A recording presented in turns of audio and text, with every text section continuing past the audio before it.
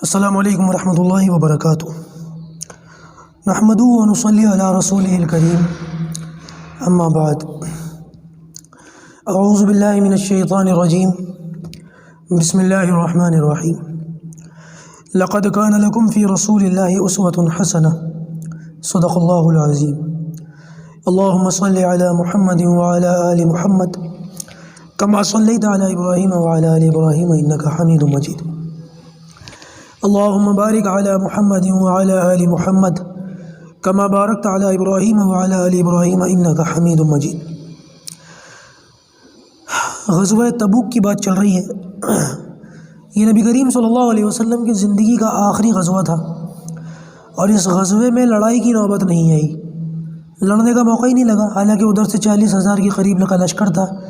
اور مسلمانوں کی تعداد 30,000 کے قریب تھی۔ اس کے باوجود نبی کریم صلی اللہ علیہ وسلم نے اپنے جانثار صحابہ کو ساتھ لے کر تبوک تک پہنچ کر ان لوگوں کا انتظار کیا، یہ لوگ مقابلے کے لیے نہیں آئے۔ لیکن اس غزوے کی جو وضاحت ہے وہ قرآن مجید میں بہت زیادہ ہے، جیسے کہ میں نے کل کچھ قرآن کی آیتیں پڑھ کر کے بتائی تھی، خاص طور سے سورہ توبہ میں غالباً 10ویں سپارے میں، جس میں اللہ تبارک و تعالیٰ نے منافقین کی بڑی رسوائی کی ہے اور منافقین کی پول کھول کر کے رکھ دی، اور وہ جو مسلمان جانثار صحابہ تھے نبی کریم صلی اللہ علیہ وسلم کے ساتھ، ان کی حوصلہ افزائی اور بڑی بڑی خوشخبریاں وہ دیں۔ یہ غزوہ اللہ تبارک و تعالیٰ کی طرف سے مسلمانوں پر ایک بہت بڑی آزمائش تھی، اور مسلمان اس کے اندر کامیاب بھی ہوئے، اللہ تعالیٰ نے ان کی مدد فرمائی، اور منافقین بے نقاب ہو گئے۔ بہرحال منافقین آتے تھے، بہانے کرتے تھے، کسی نے گرمی کا بہانہ کیا، کسی نے کھیتی کی پکنے کا پورا تیاری کا معاملہ کیا، کسی نے کچھ کہا، کسی نے کچھ کہا۔ بہرحال نبی کریم صلی اللہ علیہ وسلم نے منافقین کو اجازت دے دی، اور 4 صحابہ کرام کو جو نبی کریم صلی اللہ علیہ وسلم کے جانثار صحابہ تھے، سچے صحابی تھے، ان کو خود آپ صلی اللہ علیہ وسلم نے مدینہ کے اندر پیچھے چھوڑا۔ حضرت علی کرم اللہ وجہ، سب سے پہلے حضرت علی رضی اللہ تعالیٰ عنہ، ان کو نبی کریم صلی اللہ علیہ وسلم نے اپنے گھر والوں کی خبر گیری کے لیے پیچھے چھوڑا کہ میں غزوے میں جا رہا ہوں، سفر بھی لمبا ہے، واپسی دیر سے ہوگی، لہٰذا میری غیر موجودگی میں ازواج مطہرات اور بنات طیبات کی خبر گیری تم کرو گے۔ یہ ذمہ داری حضرت علی کو دی گئی۔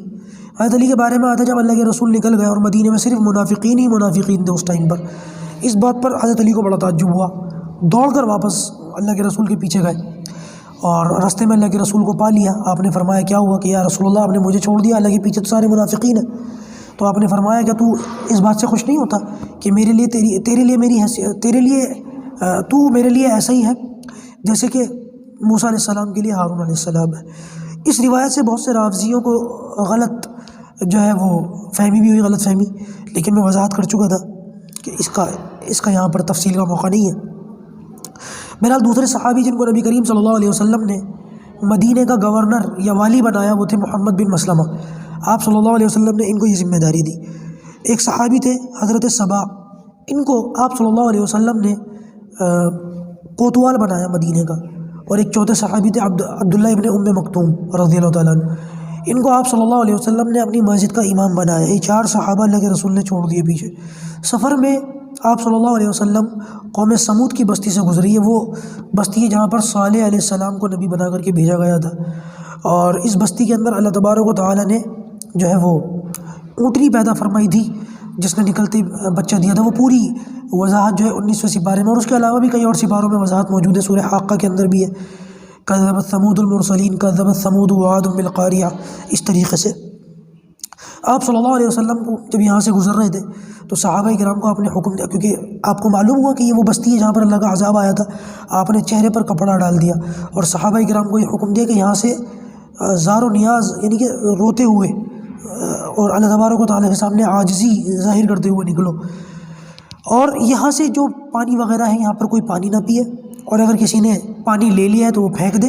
اور بہت سے صحابہ کرام ایسے تھے جنہوں نے وہاں سے پانی لے کر اس سے آٹا گوندھ لیا تھا، تو آپ صلی اللہ علیہ وسلم کو پتہ چلا تو آپ نے فرمایا کہ یہ آٹا اونٹوں کو کھلا دو، جانوروں کو کھلا دو، خود اس سے مت کھانا۔ بس آپ صلی اللہ علیہ وسلم نے اس کنویں سے پانی پینے کی اجازت دی، اس چشمے سے یا اس تالاب سے، جس تالاب سے حضرت صالح علیہ السلام کی اونٹنی پانی پیتی تھی، بس اس سے پانی پینے کی اجازت دی۔ آپ صلی اللہ علیہ وسلم اس سے آگے پہنچے۔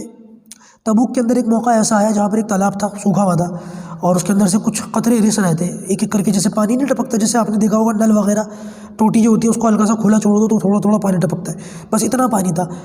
آپ صلی اللہ علیہ وسلم نے حکم دیا کہ اس پانی کو جمع کرو اور اس کو کوئی استعمال نہ کرے،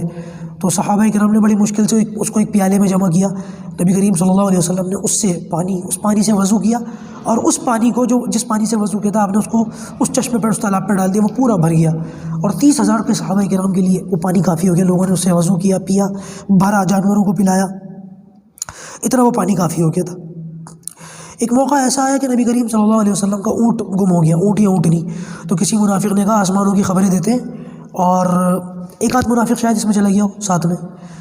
تو ایک منافق یہ کہتا ہے کہ آسمانوں کی خبریں دیتے ہیں اور اونٹ کا ہے یہی نہیں پتہ۔ تو نبی کریم صلی اللہ علیہ وسلم نے فرمایا کہ مجھے تو کچھ نہیں پتہ، مجھے تو صرف اللہ تبارک و تعالیٰ جو حکم دیتا ہے، اللہ تعالیٰ کی طرف سے جو مجھے اطلاع دی جاتی ہے، میں وہی لوگوں کو بتاتا ہوں۔ اس کے بعد آپ نے خود بتا دیا کہ اونٹنی فلاں مقام پر ہے، فلاں درخت پر، اس کی رسی جو ہے وہ اٹک گئی ہے، وہاں سے جا کے لے لو۔ صحابہ کرام اس کو لے کر کے آ گئے۔ بہرحال تبوک پہنچنے کے بعد نبی کریم صلی اللہ علیہ وسلم نے وہاں پر 20 دنوں تک قیام فرمایا، اور ہرقل کے جو 40,000 کا لشکر تھا رومیوں کا، 20 دنوں تک ان کا انتظار کیا، یہ لوگ نہیں آئے، مرعوب ہو گئے تھے نبی کریم صلی اللہ علیہ وسلم سے اور مسلمانوں سے۔ بہرحال آپ صلی اللہ علیہ وسلم نے جب یہ دیکھا کہ یہ لوگ نہیں آئے، تو 20 دن کے بعد آپ صلی اللہ علیہ وسلم نے واپسی اختیار کر لی۔ لیکن آپ کے وہاں جانے سے ایک تو یہ مرعوب ہوئے،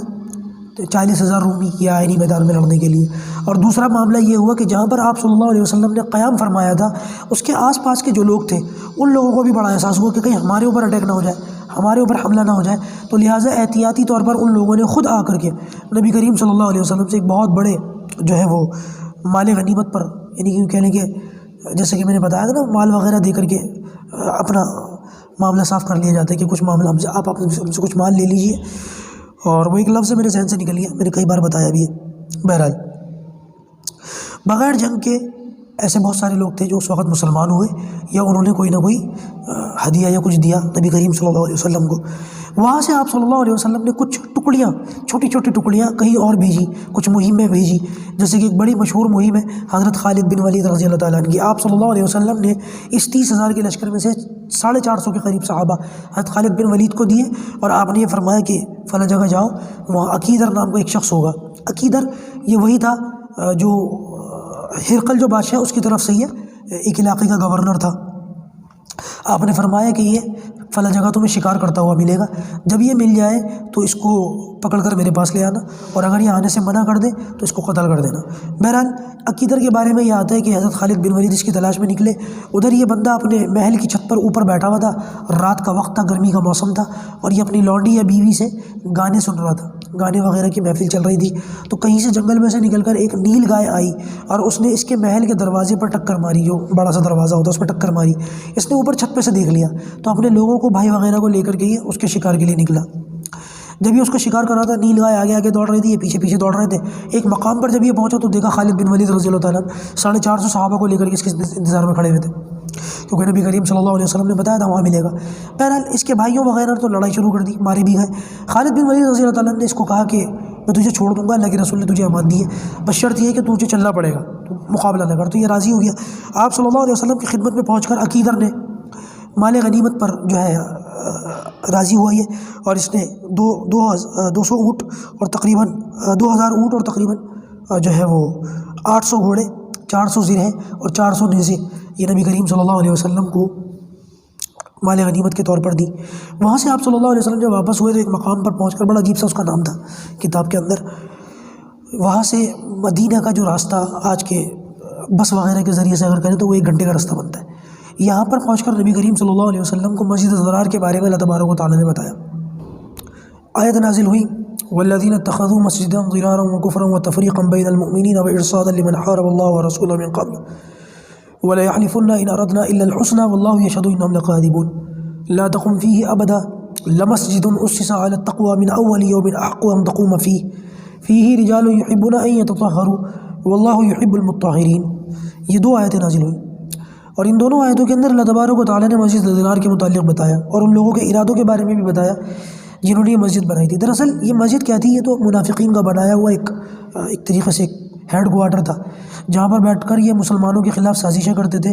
مسلمانوں کے متعلق بد کلامیاں کرتے تھے، اور نبی کریم صلی اللہ علیہ وسلم کے خلاف جو زہر اگلتے تھے وہ یہاں اگلتے تھے۔ خود تبوک جانے سے پہلے نبی کریم صلی اللہ علیہ وسلم سے ان لوگوں نے کہا تھا کہ یا رسول اللہ، یہ منافقین تھے جنہوں نے یہ مسجد بنائی تھی، ہم نے یہ مسجد بنائی ہے اور ہمارے لیے بڑی سعادت کی بات ہوگی کہ آپ آ کر کے اس میں نماز پڑھیں۔ تو آپ نے اس موقع پہ کہا کہ آپ نے فرمایا کہ ابھی تو میں تبوک جا رہا ہوں، واپسی پہ دیکھا جائے گا۔ تو اللہ کے رسول صلی اللہ علیہ وسلم جب واپس آ رہے تھے تبوک سے، تو رستے میں اللہ کے رسول پر یہ وحی نازل ہوئی، یہ دونوں آیتیں نازل ہوئی، جس میں آپ صلی اللہ علیہ وسلم نے ان لوگوں کے ارادوں پر آپ صلی اللہ علیہ وسلم کو ظاہر فرمایا، اور آپ صلی اللہ علیہ وسلم کو بتایا کہ یہ وَلَا يَحْلِفُنَّ إِنْ أَرَدْنَا إِلَّا الْحُسْنَى، یہ ضرور بے ضرور آپ کے پاس آ کر کے قسمیں کھائیں گے اور یہ کہیں گے کہ ہمارا ارادہ تو خیر کا تھا، وَاللَّهُ يَشْهَدُ إِنَّهُمْ لَكَاذِبُونَ، اور یہ جھوٹے، اللہ گواہی دیتے کہ یہ جھوٹے۔ لا تقم فيه ابدا، اے پیغمبر آپ اس میں ہرگز کھڑے مت ہونا۔ لمسجد اسس على التقوى من اول يوم احق ان تقوم فيه رجال يحبون ان يتطهروا، یعنی کہ اللہ تبارک و تعالیٰ نے یہاں پر مسجد قباء کی تعریف فرمائی۔ علماء فرماتے ہیں کہ یہ جو آیت ہے یہ مسجد قباء کے بارے میں اس کی تعریف ہو رہی ہے کہ آپ اس مسجد میں کھڑے ہوں، اس مسجد میں، وہ مسجد اس قابل ہے کہ آپ اس میں کھڑے ہوں جس کی بنیاد پہلے ہی دن سے تقوی اور پرہیزگاری پر رکھی گئی ہو، اس میں پاک لوگ کھڑے ہوتے ہیں، واللہ یحب المطہرین، اور اللہ پاک لوگوں کو پسند فرماتا ہے۔ ان کو پاک کہا گیا اور ان کو اللہ تبارک و تعالیٰ نے محبت کا اظہار فرمایا کہ میں ان سے محبت کرتا ہوں۔ تو یہاں پر نبی کریم صلی اللہ علیہ وسلم نے خود ان لوگوں سے پوچھا، کیونکہ صحابہ کرام کہتے ہیں کہ کون سی ایسی وجہ ہے کہ یہ لوگ ایسی کون سی پاکی اختیار کرتے ہیں کہ جس سے اللہ تبارک و تعالیٰ نے ان کی تعریف کی، کیونکہ پاک تو مسلمان رہتے ہی ہیں، 5 وقتہ نماز پڑھنے والے تو ہر وقت پاک رہتے ہیں، اور صحابہ کرام تو ویسے ہی ماشاء اللہ آپ جانتے ہیں کہ صحابہ کا تو کیا معاملہ تھا، وہ تو ویسے ہی ہر وقت پاک رہتے تھے، مستحب سے مستحب جو چھوٹی سے چھوٹی چیز ہوتی ہے وہ بھی وہ نہیں چھوڑتے تھے۔ پھر بھی صحابہ کرام کو یہ خیال آیا کہ ان کے اندر ایسی کون سی بات ہے کہ جس کی اللہ تبارک و تعالیٰ نے ان کی تعریف کی ہے۔ ان کو بلا کر کے پوچھا گیا تو انہوں نے کہا کہ اور تو کوئی بات بظاہر نظر نہیں آتی، لیکن یہی سمجھ میں آتا ہے کہ جب ہم استنجا کرتے ہیں تو پہلے مٹی کا ڈھیلا جو ہے اس کو استعمال کرتے ہیں، اور اس کے بعد پھر جو ہے وہ پاکی کے لیے پانی استعمال کرتے ہیں۔ تو مٹی کا ڈھیلا بھی یوز کرتے ہیں اور پانی بھی استعمال کرتے ہیں، دونوں چیزوں کو استعمال کرتے ہیں، تو یہ زیادہ پاکی کے قریب ہے۔ اور آج کل جو لوگوں کو مثانے وغیرہ کی شکایت ہو گئی ہے نا، اس کے اندر بھی یہ بڑا فائدہ مند ہے، اس کا ضرور استعمال کرنا چاہیے۔ بہرحال واپسی میں نبی کریم صلی اللہ علیہ وسلم نے اس مسجد کو جلا دیا تھا اور اللہ تعالیٰ کے حکم سے تھا۔ جب مدینے میں اللہ کے رسول صلی اللہ علیہ وسلم داخل ہو رہے تھے تو اس موقع پر احد پہاڑ پر نظر پڑی، تو آپ نے فرمایا کہ یہ پہاڑ مجھ سے محبت کرتا ہے، میں اس سے محبت کرتا ہوں۔ یہ بات اللہ کے رسول صلی اللہ علیہ وسلم نے ارشاد فرما دی۔ اچھا جی، 3 صحابہ ایسے تھے جو اس لشکر میں جانا تو چاہتے تھے لیکن نہیں گئے تبوک کے موقع پر، اور وہ صحابی تھے، منافقین نہیں تھے۔ ان کا ذکر انشاءاللہ کل آئے گا۔ آج کلاس اگرچہ چھوٹی ہے لیکن کلاس کو یہیں ختم کرتے ہیں، آج اتنی ہی بات رکھتے ہیں۔ انشاءاللہ کل یہیں سے بات شروع ہوگی کہ وہ کون سے 3 صحابی تھے اور پھر ان کے ساتھ نبی کریم صلی اللہ علیہ وسلم نے کیا سلوک کیا اور صحابہ کرام نے کیا معاملہ اختیار کیا اور اللہ تبارک و تعالیٰ نے ان کے ساتھ کیا سلوک کیا، کیا برتاؤ کیا۔ انشاءاللہ اس کی وضاحت کل آئے گی۔ اللہ پاک جو کہا گیا سنا گیا ہمیں اس پر عمل کرنے کی توفیق عطا فرمائے۔ السلام علیکم ورحمۃ اللہ وبرکاتہ۔